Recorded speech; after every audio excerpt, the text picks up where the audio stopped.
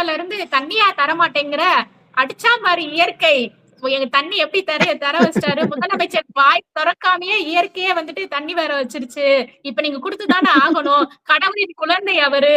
அப்படிங்கிற மாதிரியான அ பேசிட்டாரு. எப்படி சொல்றது தெரியல. அந்த மாரி பேச்சுக்களா இருக்கு. இதுக்கு சீமானுமே வந்து விமர்சனம் பண்ணியிருக்காரு. கடவுள் குழந்தையா அவரு.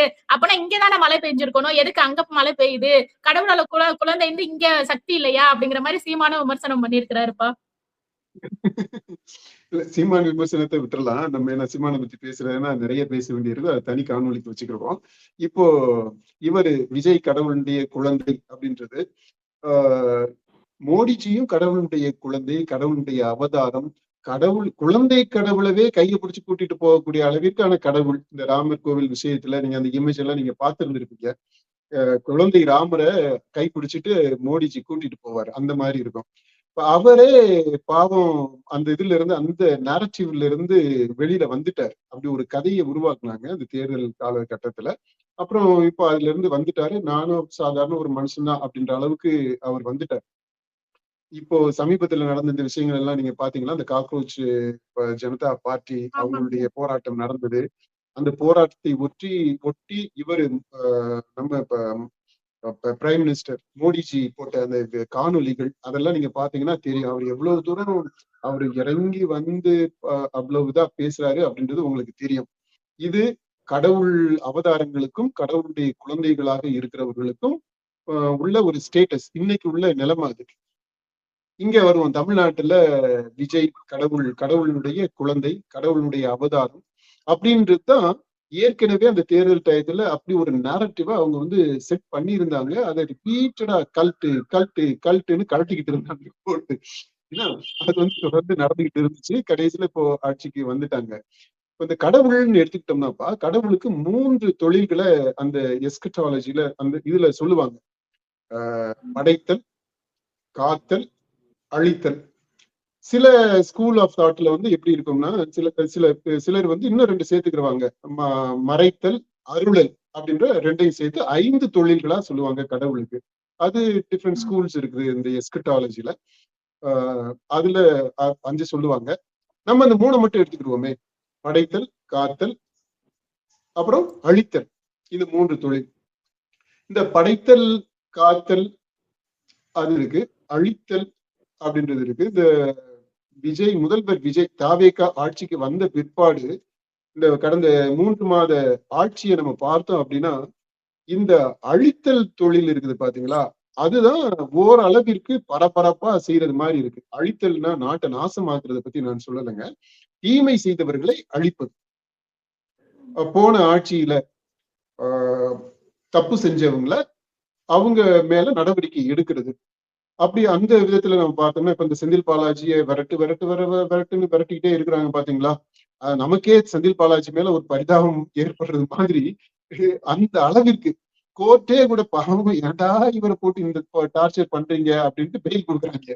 அந்த மாதிரி அந்த அளவுக்கு பின்னாடி போறது, தப்பு செஞ்சவங்களை பிடிக்கணும் அப்படின்ட்டு பாக்குறது. இது அந்த அழித்தலோட சம்பந்தப்பட்டது. அந்த தொழில் ரொம்ப ஜரூரா நடக்குதுங்க. இந்த படைத்தல் அப்படின்றது புதுசா இவங்க வந்து தாவேகா ஆட்சிக்கு வந்து என்ன செய்திருக்கிறாரு இந்த கடவுள் அப்படின்னு பார்த்தோம்னா, புதுசா எதுவும் நடந்தது மாதிரி தெரியல. இந்த படைப்பு அந்த கடவுள் இன்னும் வேலை செய்ய ஆரம்பிக்கல.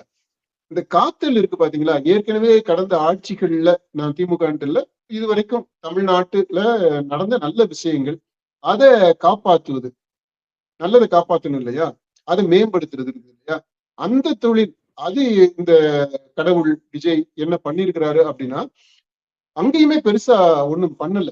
அதுல என்ன சில திட்டங்கள் கண்டினியூ ஆயிருக்கு, சில திட்டங்களுடைய பேரை மாத்தி கண்டினியூ பண்றாங்க, சில திட்டங்களை டிராப் பண்ணிட்டாங்க. இப்போ அதனால அந்த காத்தல் தொழில் இருக்கு பாத்தீங்களா, அதுவுமே பெருசா நடக்கல. படைத்தல் முற்றிலுமாக எதுவுமே நடந்தது மாதிரி தெரியல. ஏன்னா அவங்க தேர்தல் அறிக்கையில சொன்ன அந்த அந்த மேனிபெஸ்டோஸ்ல இருக்கக்கூடிய விஷயங்கள் இருக்கு பாத்தீங்களா, இந்த அப்போ உனக்கு 2500, இந்த அப்பா உனக்கு ஒரு 4000, இந்த உனக்கு 6 சிலிண்டர், இந்த உனக்கு இந்த தாய்மாமன் சீரு, உனக்கு தங்க மோதிரம், உனக்கு அது இது அப்படியே பாரி இறைச்சாங்க பாத்தீங்களா. அது ஒண்ணுமே வீட்டுக்கு வந்து சேரல. ரேஷனே ஒழுங்கா போட மாட்டேன்றாங்க இன்னும். அவங்க என்ன சொன்னாங்க, பயங்கரமா பாக்கெட் பண்ணி இது பண்ணிடுவோம்ட்டு இவரு முதல்வரே போய் அதெல்லாம் அப்படியே லாஸ்ட் டிராப் இருக்கிறது வரைக்கும் பார்த்து தட்டி விட்டு கொடுத்தாரு இல்லையா? என்ன நடக்குது? ரேஷன் ஒழுங்கா போடல, புதுசா வர்ற விஷயங்கள் இருக்கட்டும், நடக்கவே இல்லை, எதுவுமே நடக்கல. எனக்கு தெரிஞ்சு நடக்கல. நான் வந்து ரொம்ப பயஸ்டா கூட இருக்கலாம். அப்படி இருந்துச்சுன்னா நீங்க சொல்லுங்க, இல்ல பாக்குறவங்க, இந்த வீடியோ பாக்குறவங்க அவங்க சொல்லட்டும், இந்த காமெண்ட்ல சொல்லட்டும், இதெல்லாம் நடந்திருக்கு, புதுசா நடந்திருக்கு அப்படின்னு சொல்லட்டும். அதுல 0 தான் புதுசு. இந்த காத்தல் அப்படின்றதுல அது சில விஷயங்களை கண்டினியூ பண்றாங்க. இந்த அம்மா உணவகம், அதாவது நான் சொன்னது இந்த திமுக உணவகம். இல்லைங்க, கடந்த ஆட்சிகள் எல்லாத்துலயும் நடந்த நல்ல விஷயங்களை பாதுகாத்து அது அது அடுத்த கட்டத்துக்கு கொண்டு போறது. அதுல 1-2 நல்ல விஷயங்கள் நடந்திருக்கு. அதுல ஒரு 40% வரைக்கும் நம்ம கொடுக்கலாம். ஏன்னா ஏற்கனவே இருந்ததை கொண்டு வந்துடுறது. அழித்தல் அப்படின்றது பார்த்தோம்னா அது ரொம்ப, அதான் நான் சொன்ன முழு மூச்சு அது மட்டும்தான். அந்த ஹோல் கவர்மெண்ட் மெஷினரி, அரசு எந்திரமே முழுமையாக அதை நோக்கித்தான் செல்லுதோ அப்படின்றது. ஒரு விதத்துல இந்த சினிமாவுல நம்ம பாக்குறோம் பாத்தீங்களா, ஹீரோ இருப்பாரு, வில்லன் இருப்பாங்க. அந்த ஹீரோ வந்து வில்லனை கடைசியில துவம்சம் பண்ணி அடிச்சு நொறுக்கி அந்த கிளைமேக்ஸ்ல வந்து பயங்கரமான ஃபைட் இருக்கும். அந்த ஃபைட்டு முடிச்சு அதனுடைய உச்சத்துல வந்து அந்த தப்பு செஞ்ச அந்த வில்லனை வந்து போட்டு காலி பண்ணிடுவாங்க. அதோட படம் முடியும். படம் பாக்குறதுக்கு சூப்பரா இருக்கும். நம்மளுமே அந்த உள்ள இருந்த அந்த உணர்வுகளுக்கு எல்லாம் ஒரு வடிகால் கொடுத்தது மாதிரி அந்த ஒரு நல்ல அனுபவத்தோட நம்ம வெளியில வருவோம். அது சினிமாவுல எதிரிய ஒழிப்பதோட படத்தை முடிக்கிறதுன்றது சினிமாவுக்கு ஓகே, அந்த கதைக்கு. ஆனா அந்த அரசியல்ல வந்து கதையா அப்புறம் தான் ஆரம்பிக்குது. எதிரிய அடிச்சுட்டு இப்போ ஆட்சிக்கு வந்தாச்சு, வில்லன் ஜெயிச்சுட்டார், சாரி வில்லனை தோற்கடிச்சுட்டு ஹீரோ ஜெயிச்சுட்டார். ஹீரோ இப்ப ஜெயிச்ச பிற்பாடு இப்ப அடுத்த கதையை ஆரம்பிக்குது. இப்பதான் உண்மையிலே கதை, அரசியலை பொறுத்த மட்டும் இப்பதான் கதையை ஆரம்பிக்குது. இப்ப இங்க வந்த பிற்பாடு நீங்க திரும்பவும் அந்த வில்லன் வில்லன் வில்லன்ட்டே நீங்க போனீங்க அப்படின்னா இங்க அரசியல்ல அந்த கதை எடுபடாது. கொஞ்சம் ஓகே, அதாவது அந்த 3 தொழில் சொன்ன பாத்தீங்களா, படைத்தல், காத்தல், அழித்தல், 3க்கும் ஈக்குவலா ஒரு இம்பார்ட்டன்ஸ் கொடுத்தணும். 1/3 1/3 1/3. அப்படி இந்த அரசு அதனுடைய resources in terms of time, அவங்களுடைய இது செயல்பாடு, இந்த அரசு அதிகாரிகளுடைய செயல், இது எல்லாத்தையுமே ஆர்கனைஸ் பண்றதுல 1/3 வந்து புதிய திட்டங்கள், 1/3 வந்து இருக்கக்கூடிய நல்ல திட்டங்களை கொண்டு செலுத்துவது, ஏற்கனவே இருக்கக்கூடிய தவறான இது எல்லாத்தையும் சரி பண்ணுவது. இப்படி நிறந்து கொடுக்குறாங்க அப்படின்னா அவங்களுடைய கவனம் இந்த நிறந்து 3க்கு நிறந்து போகுது அப்படின்னா இந்த கடவுளை, விஜய் என்ற கடவுளை முழு முதல் கடவுளாக, முதல்வராக நம்ம ஏத்துக்க முடியும். ஆனா இப்போதைக்கு வந்து இந்த தெய்வ குழந்தை அப்படின்னு, அல்ல தெய்வ அவதாரம் அப்படின்றது ஒரு தொழிலை மட்டும் செய்யக்கூடியதாக இருக்குது. அதுவுமே கூட உருப்படியா செய்ய தெரியல. கடவுள் வந்து கொஞ்சம் இயலாமையில தான் தடுமாறிக்கிட்டு இருக்கிற கடவுளா தான் இருக்கு. அதுவும் அந்த அழித்தல் தொழிலை செய்யறதுலயே தடுமாற்றங்கள் இருக்கு. அது முறையாக செய்யல கடவுள். அதனால விஜய கடவுளாக சொல்றது அப்படின்றது அந்த அளவுலதான் வந்து நிக்குதுப்பா. கையிலாத ஒரு கடவுளாக இருக்கிறாரு. செய்யற வேலையை ஒழுங்கா செய்ய தெரியாத கடவுளாக இருக்கிறாரு.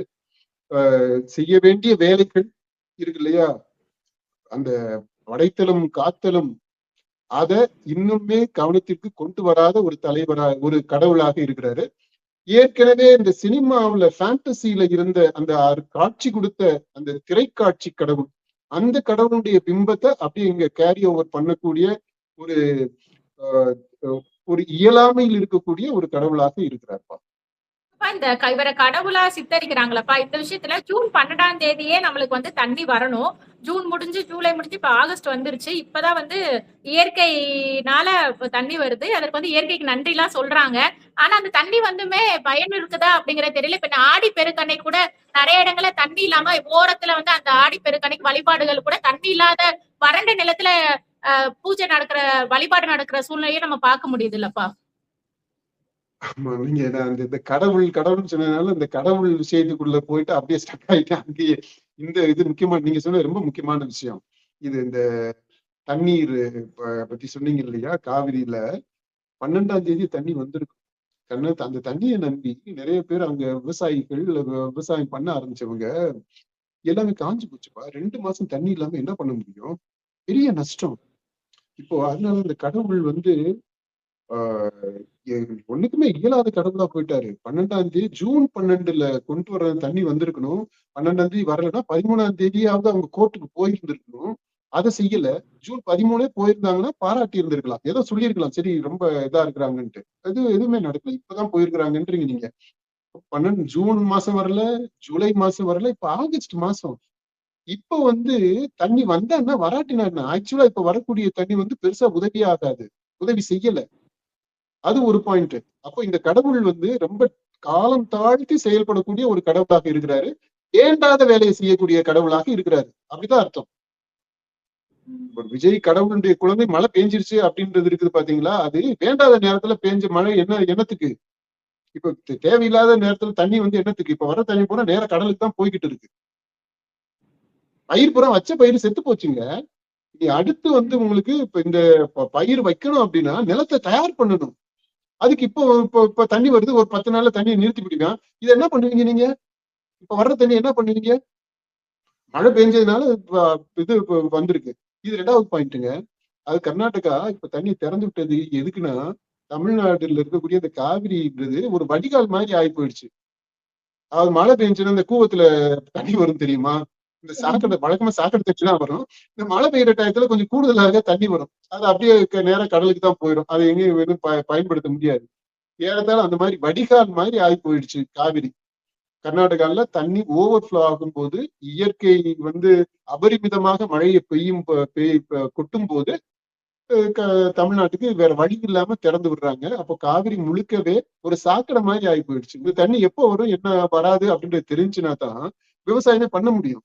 இப்ப மழையை நம்பி இந்த மாதிரி அப்பப்ப திறந்து விடுவாங்க அப்படின்னா எதுவுமே பண்ண முடியாது. அது அழிவாகத்தான் இருக்கும்.